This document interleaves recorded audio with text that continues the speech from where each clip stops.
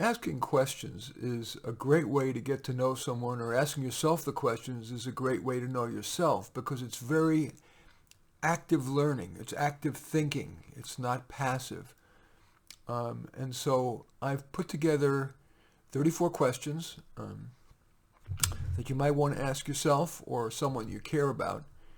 And because it would take inordinate time to, if you mulled over 34, you might want to just give first impulse answers. And that's also because very often your first impulse is right, or at least what's most important bubbles right to the top, and stuff that you have to torture yourself to come up with an answer may be less likely to be of actual value to. We don't want you overwhelmed with so much input given these 34 questions.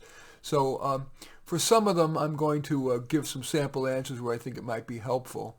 But I don't want to do it for all of them because I don't want this to be too much about me. Okay. So here are some questions, the 34 questions. First, what are you looking forward to? Okay. What do people misunderstand about you? I'll give an answer to that one. So I am very fast talking and I'm intense, and so I think people misunderstand that I'm actually more caring than I may appear to be. Okay. Next question. What do you like best and least about yourself? I should leave a little more time in between questions so you have a little chance to reflect on these rather than have to write them down. You might want to write them down and reflect on them more later, but I still think I should give you a little more time. So I'm going to go back. What are you looking forward to? You might jot down just a word or two. You don't have to jot it down formally. What do people misunderstand about you? What do you like best and least about yourself? What's the best and worst things about your life? What's one thing that you should keep telling yourself? I'll give you one example of that. I've been a lifetime, I have fear of death and dying, and I need to tell myself more to let the river run, as my own doctor told me, Take your reasonable precautions, but then you're going to poison your own life if you spend too much time worrying. And it's not easy for me, much easier said than done. But I liked his little phrase, let the river run. Okay.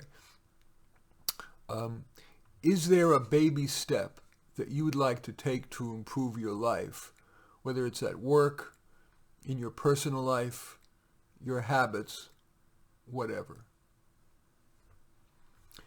Think of something that you should change about yourself or your life, but haven't. What benefit do you derive from not changing? So this is not a personal answer, but it gives you an example of what I'm talking about. Some people end up staying in a bad relationship because they get some benefit out of it. They feel like they're ending up being the caretaker or whatever, and they want to do that. So I'll repeat it again, think of something that you know you should change about yourself or your life, but you haven't. What benefit do you derive from not changing? Next question. What's one thing that makes you happy?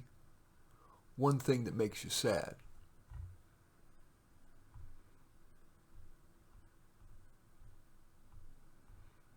Okay.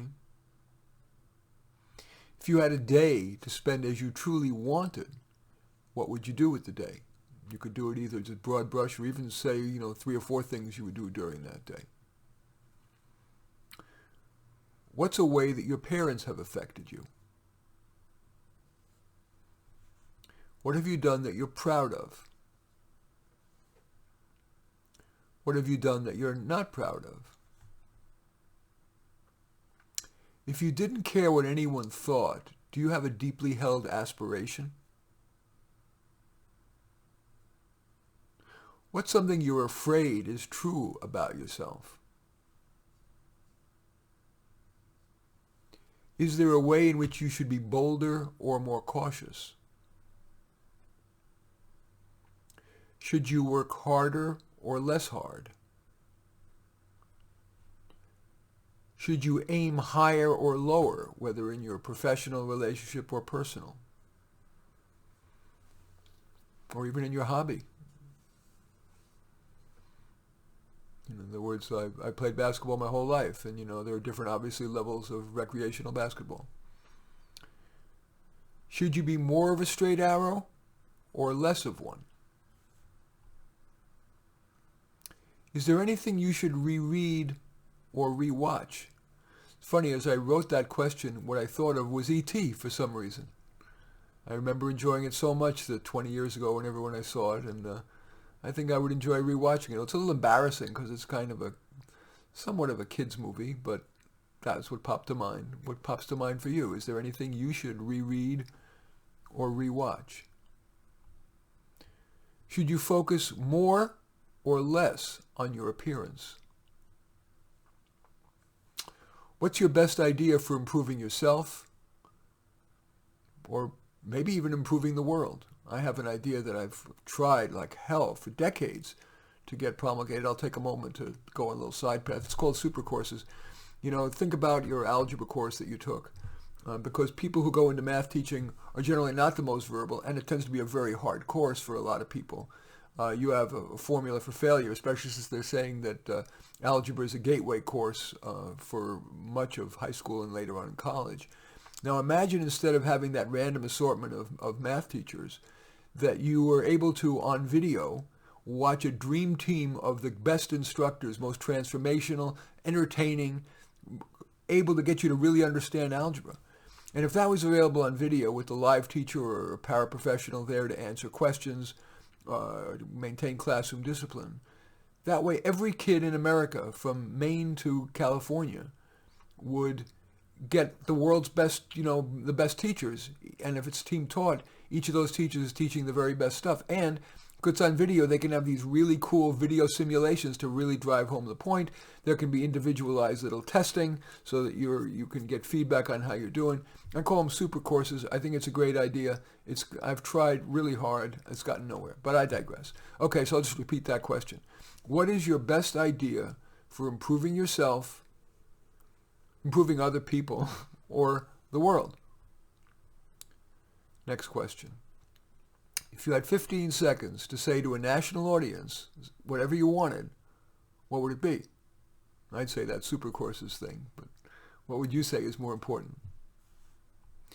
Do you have an idea for improving the world that you're reluctant to tell people? For example, I do believe that the world will net be better if all decision-making in terms of hiring, admission to college, everything, would be colorblind. Whatever benefits that accrue from any reverse discrimination, I believe, are outweighed by the disadvantages. One guy's opinion. So that's just an example of that idea for the world that I'm reluctant to tell people, especially in this era in which you're often likely to be called some epithet for daring to say that. Okay, I've got more questions, but I'd like to let you know if you're listening to this on a podcast, you're listening to How to Do Life. I'm Marty Nemko.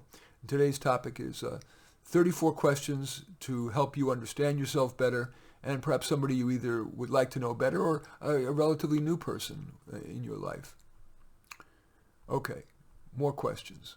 Oh, I'm supposed to wait 15 seconds, so I'm going to do that because the announcer is supposed to say something during the middle. Stay with me, would you?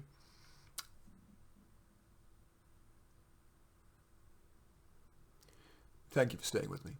Some more questions for you to help you understand yourself better, or perhaps somebody else that you'd like to know better. Who would you most like to spend an evening with? I found myself saying Victor Davis Hanson. He's a really brilliant guy. He's a Hoover Scholar at Stanford University. Really smart things, contrarian things to say about public policy. What are you hoping for? What is your greatest fear, or a great fear? It doesn't have to be your greatest, but what's a fear you really feel? What do you really think about the work you do? What do you really think about your employer? What's something that you wish you could spend more time on at work? Less time on work? Here's this follow-up question. What's something you believe you should spend less time, or you wish you could spend less time on at work?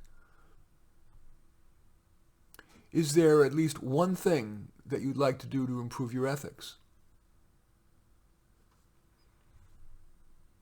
If you were 20 and starting over, what would you do similarly or differently regarding romantic relationships?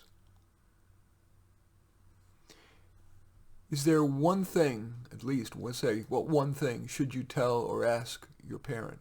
What's one thing you should tell or ask your parent? What's your definition of the life well led? For me, that's spend as much time as possible using your best skills to make a difference that would otherwise not be made if it weren't for your efforts. And for me, that's my career in personal coaching, but especially, I think, doing these YouTube videos, and the transcripts of these are on Psychology Today. I think I'm best off doing writing practical how-to stuff, of which this is an example. And the final question is, if there really is a wise God, let's say there's a wise God, what would he or she say to you? If there were a wise God, what would he or she say to you? So, I encourage you to review your answers, and what, if anything, have you learned about yourself that makes you want to do something differently, or maybe more of what you're already doing, or less of what you're already doing? And what, if anything, did you learn from asking these questions of another person, or more than one person if you decide it's worth it? And does that suggest anything you want to do? Deepen the relationship, change the relationship, ask something of the person, whatever. In any event, I do thank you for watching. If it's you're watching this on YouTube, and if you're listening, of course, on the How to Do Life podcast, I welcome that as well. If this is YouTube, I do welcome your thumbs up and accept your thumbs down. I always look forward to your comments, and especially like it if you hit the share button below. Share on your social media so that my efforts can have broader impact. And I am flattered if you choose to subscribe to my channel. And in any event, I do thank you for watching. I am Marty Nemko.